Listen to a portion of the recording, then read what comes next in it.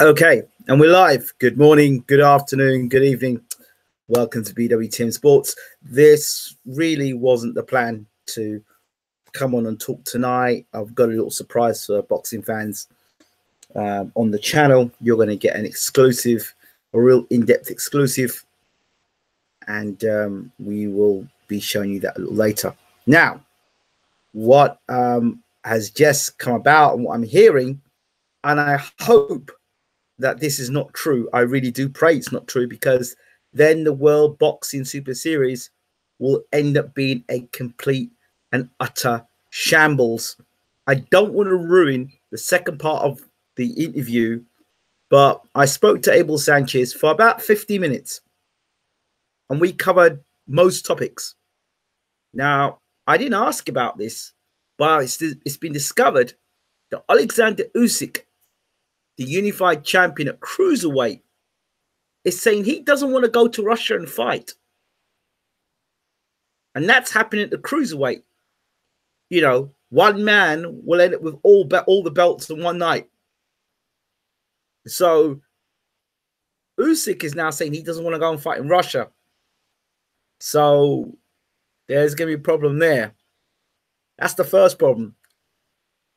The second problem is now, if the rumors flying around are true, George Groves will not be fighting in the final, and in steps Christopher Eubank Jr. So what this means is that Callum Smith is going to be fighting the guy that got beat by the original finalist and also got beat by a guy who's in another weight division.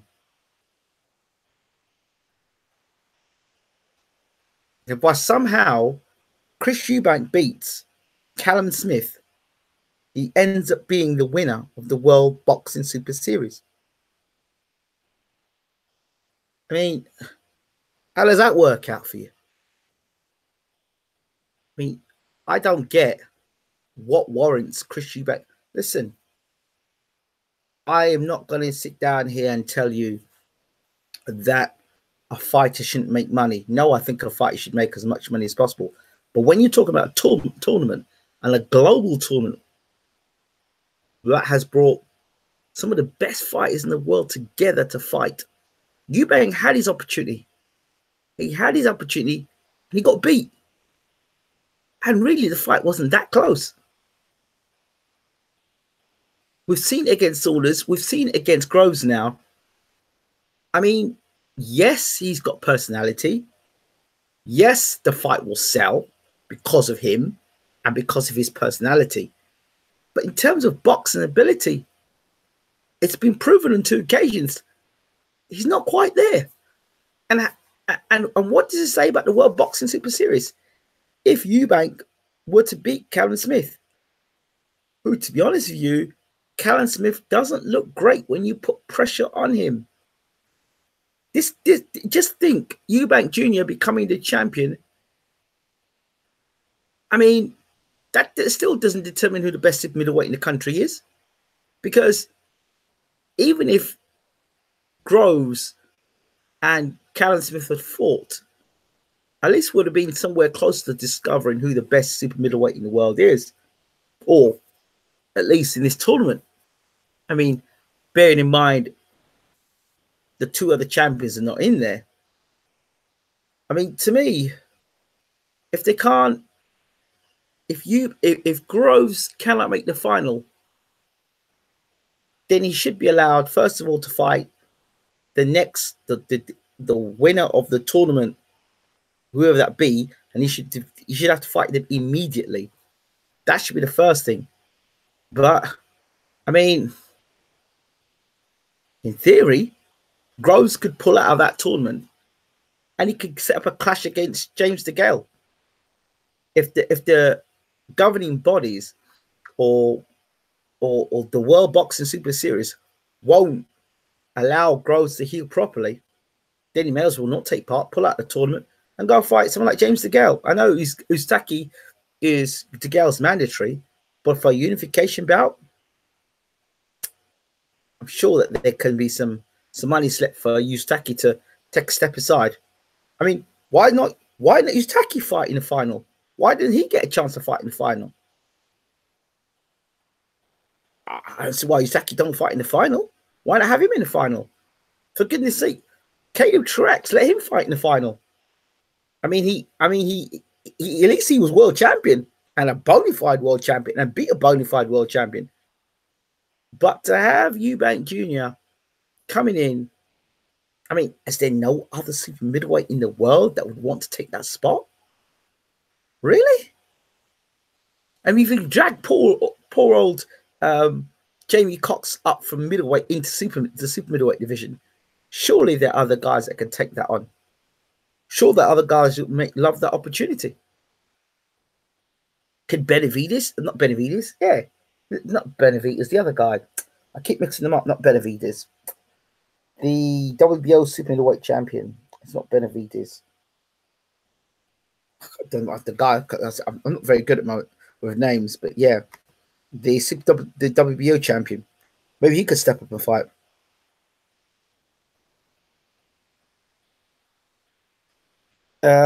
Already stuck. Cheeky 10 on winner of next division. It will make a mockery of what has been a great competition format. I think it went a bit Pete Tong on maybe ITV put pressure on them. People who put bet on Eubank to win can go back to the bookies and get the money. Ramirez, that's it. Ramirez, not Rodriguez. Ramirez could come in. Why can't Ramirez come in and fight? Why doesn't Ramirez come and fight? You know, or Jesse Hart fought the other day. I'm sure Jesse Hart, he didn't have that much of a tough fight. Jesse Hart could come in and fight Callum Smith. There are other guys more deserving than Chris Eubank Jr. to fight for the title or to fight, you know, at least somebody who is up there.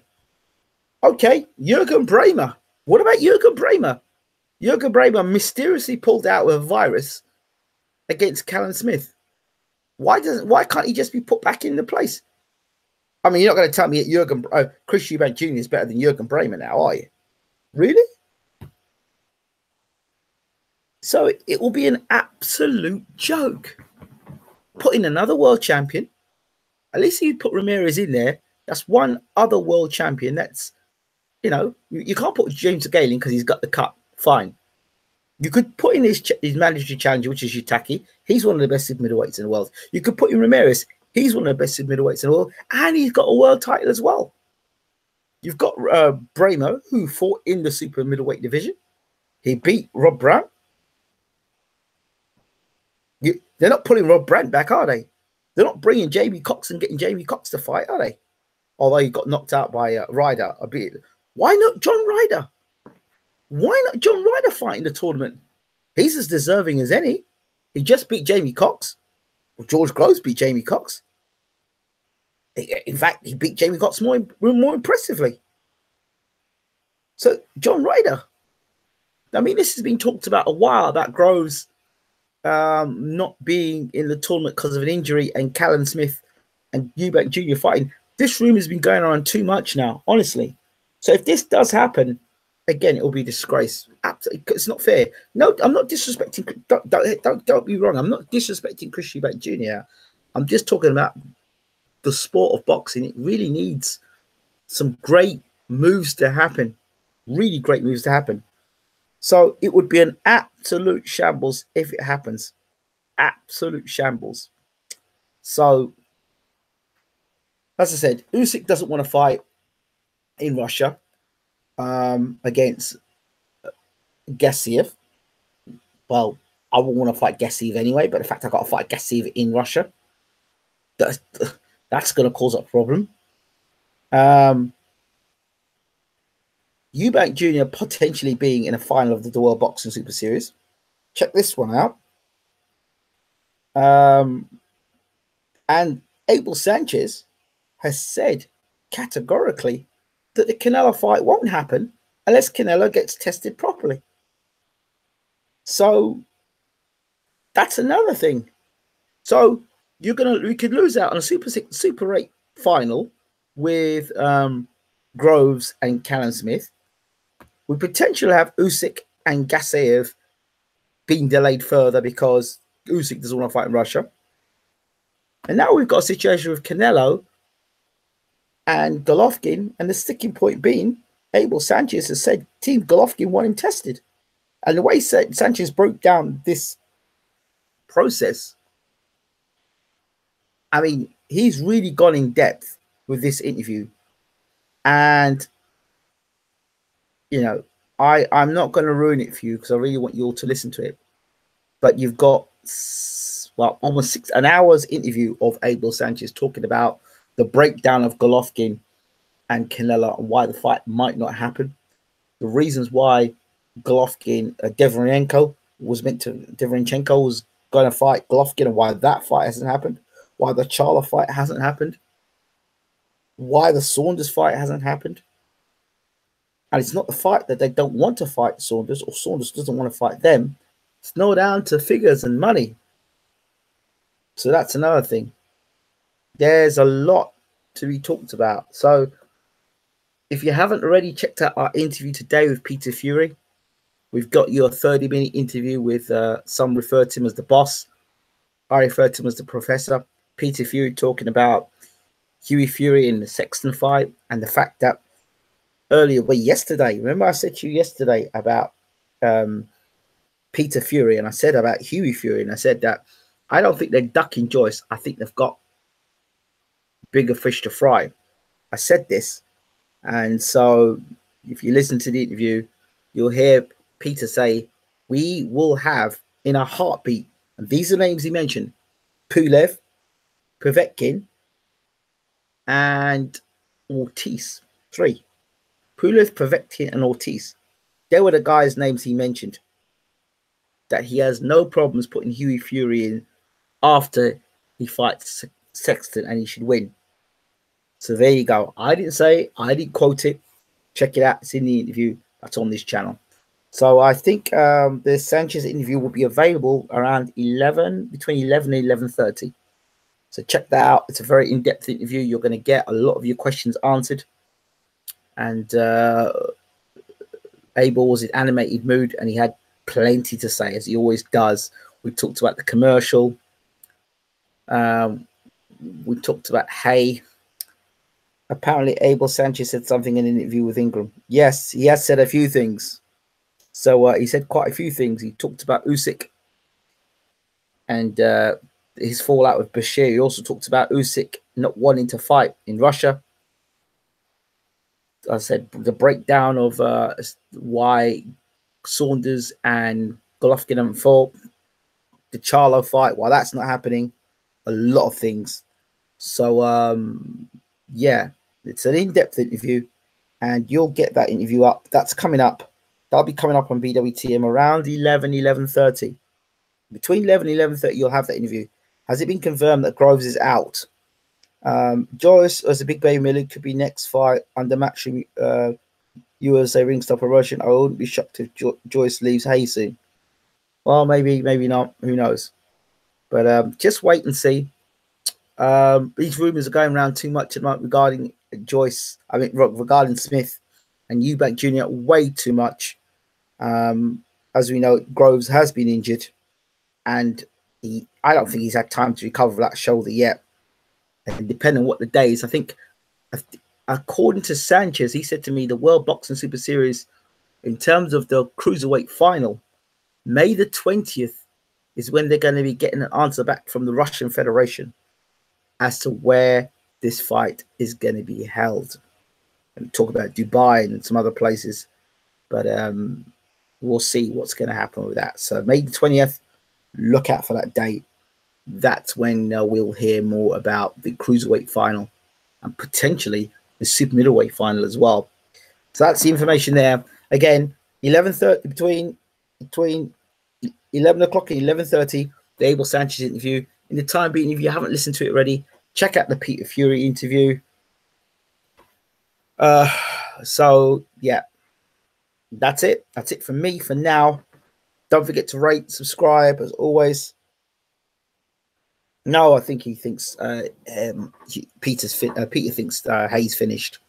So yeah, and if you remember rightly, before I finish, if you remember rightly what I said in the pre-fight and the build-up, I said to you guys, Booth said way back in 2000 and 2012 or 2013, he said on Sky, I don't think David should be boxing anymore. Remember I said that?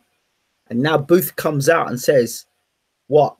The day after Hay gets knocked out, he says, but Hay should never have been in that ring again. So there you have it. Actions speak louder than words. Can't see Hughie Fury fighting any of them. I really like Peter Fury, and I have a lot of space, but I just can't see it. Cheers, Ingram. I can see it. I can see it happening. I can. I don't think they're going to mess around. I really don't. I really don't. I do see it happening. Why wouldn't you see it happening? He was a world youth champion, and he the first, and he didn't pick and choose his fights then. And I think why wouldn't he fight Povetkin, or why would he fight? Surely a better boxer than David Price. And Povetkin has always struggled with the guys that are tall and got long arms. So it's a good fight. I mean, you say you don't want to see it, but then it's boxing fans are complex characters. You say in one hand you like a fighter, but you don't think the fight's going to happen. Why don't you want the fight to happen? I'd love to see it happen. I 100% believe what Peter says. It's going to happen. I believe the fights will happen. I believe them. I don't think they're lying for 1 second. But I just don't think that Hughie sells. So they've got to try and sell Hughie now. The problem with Hughie Fury is not so much he's a guy that, you know, needs to be, let's be honest, promoted better, promoted more, and he needs to be out there more, and he needs to be a ticket seller. Once he becomes a ticket seller, a lot of these fights will happen naturally, you know. So I disagree. I think marketing is the key with Hughie Fury. I think it's starting to work, because I can't remember the last time I knew Hughie Fury would get, like, he's been on our channel and we got 148,000 views, and then the other one got about 15,000 views. So Hughie Fury is getting viewing. He's getting viewing. People are beginning to get behind him, and if he goes out and puts a devastating performance on against Sexton, that's another rubber stamp. And then he goes on and fought somebody else again, that's another rubber stamp. I mean, you're talking about Povetkin and Ortiz and Pulev and Shah. He said he fight Shah as well. Charles, the fourth one. Those four guys, they're not exactly spring chickens. Ortiz, Povetkin, Pulev, or Shah.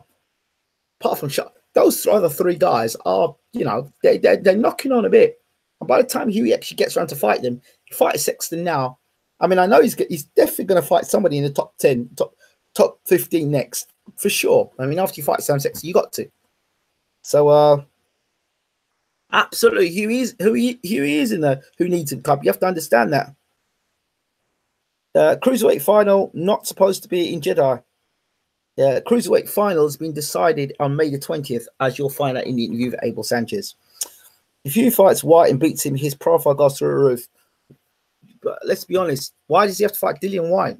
I don't get that. I don't understand that. Why? What's made Dillian White a superstar overnight? He's beaten Lucas Brown, who not a lot of people rated.